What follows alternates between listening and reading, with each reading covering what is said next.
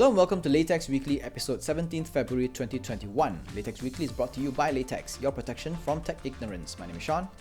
This week's news of the week, 2021 will be big for electric cars, even 2021, 2022 as well. Jaguar Land Rover plans to go fully electric by 2025, with 6 new models coming in the next 5 years. Nissan will be introducing its second fully electric car, Ariya SUV, this year. Others in the pipeline for 2021 launch include Hummer, yes, Volkswagen, Tesla, and more. Tesla with their pickup truck, Cybertruck, yeah. Based on what we know of their past, usually some delays, but they will probably come out either this year or next year.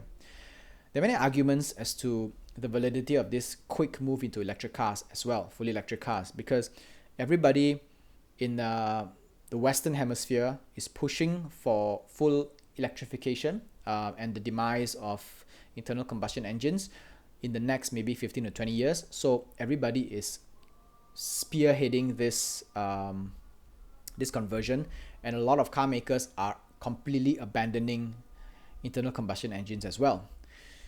So one of the problem include the pace at which charging stations will need to be set up in order to support them. Okay, so we know that there are a lot of new batteries that can charge, that can do full charge, go up to about 600 to 800 kilometers per full charge, and you can go 80% within 8 minutes or 10 minutes or so.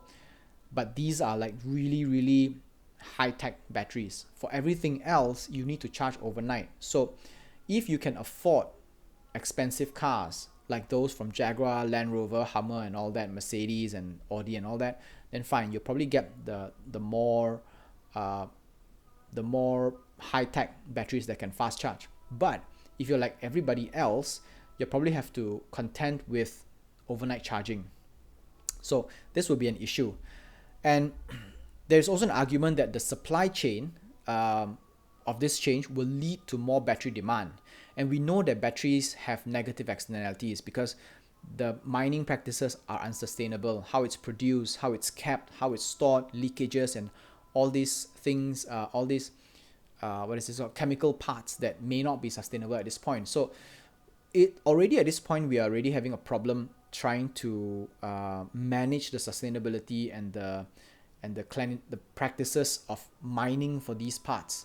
If the whole world goes battery powered, there will be kind of like a gold rush into mining for these parts, and it will be a lot more difficult to manage these things. So these are the problems that may arise.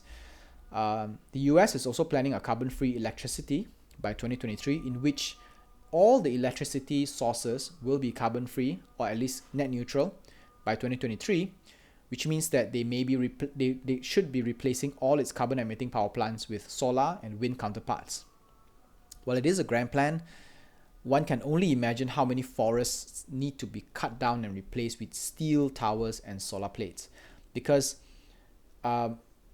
in per square foot, right, you can only fit one solar panel, and per square foot you can only fit one steel tower.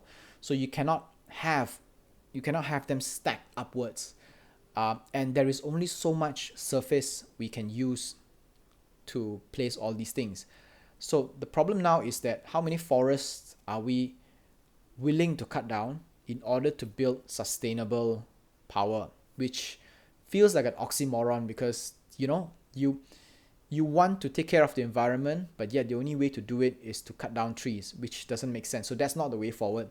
You need to make wind power and also solar panels more effective, because at this point now, I think even the most high-tech solar panel is only taking in a fraction of the sun's energy, using a fraction of the sun's energy.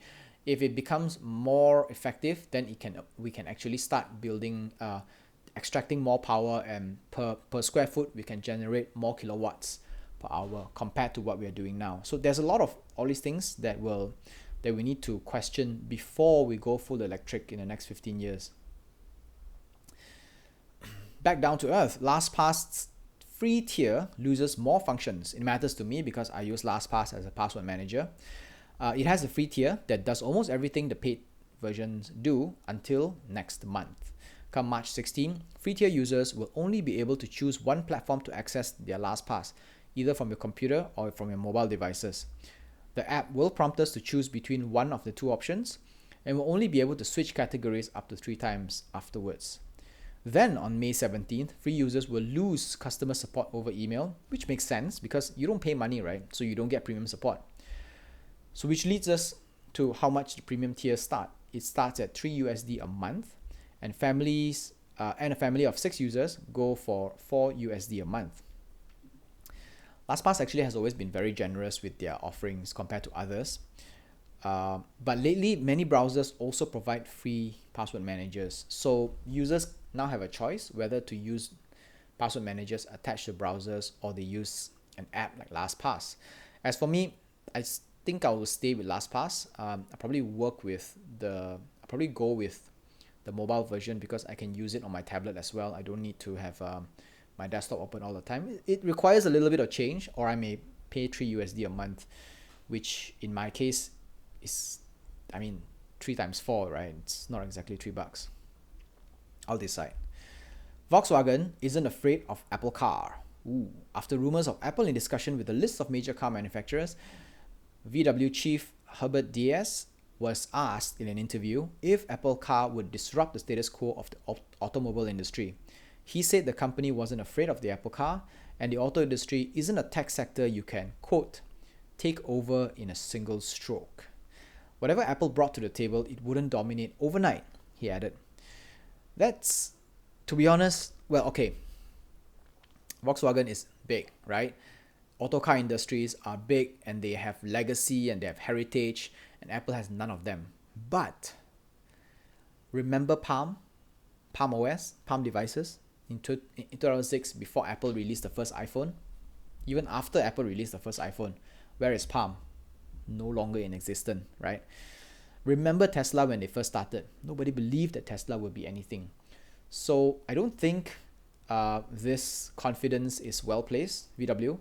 I think you should be really afraid that not just Apple, but a lot of tech manufacturers right now are going into automobile because they are completely competent in the few things that are very essential to building a car, which is they're very good with batteries, probably even better than you guys. They're very good with circuitry, probably even better than you guys, circuit boards, processors. They are very good with AI. They're very good with automation. They're very good with big data, even better than automobile manufacturers today.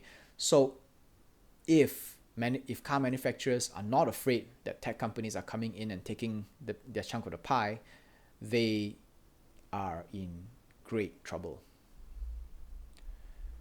Microsoft Office all-in-one app comes to iPad. A year after its initial announcement and its availability in Android tablets, Microsoft's unified app for iPad is finally out. It's optimized for smaller screens, and it has all of Word, Excel, and PowerPoint in one app. Some of its key features include the ability to quickly create and sign PDF and change pictures in documents, which is pretty cool. The new app is also made mouse and trackpad friendly for those who use pointers on their iPads. I tried it out and it's very nice because instead of having 3 separate apps and no app can communicate with each other, which is a lot more of a desktop version, what this does is it works with your OneDrive, and then you kind of create documents with it has a simpler format in terms of a lot of functions are not there out in the open for you. You have to dig for it. But because it's tablet, right? So a lot of people use fingers to use their tablets.